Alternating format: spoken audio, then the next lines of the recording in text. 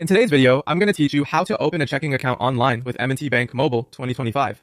We'll walk through the entire process on your phone so you know exactly what to expect and how to move smoothly from choosing an account to finalizing it. Let's start with picking the right account. On your mobile browser, head to M&T Bank's official Compare Checking Accounts page.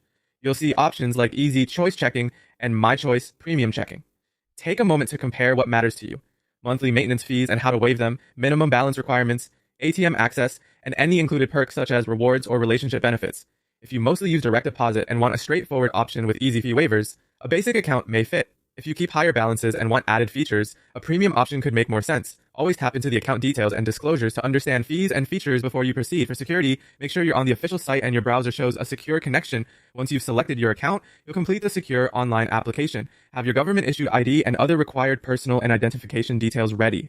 Type your information carefully and ensure it matches your ID exactly. Spelling, address, and dates should be consistent to avoid delays. You may be asked simple identity verification questions, and you'll review important terms and disclosures, so take your time. Use a trusted Wi-Fi connection and avoid public networks when entering sensitive information.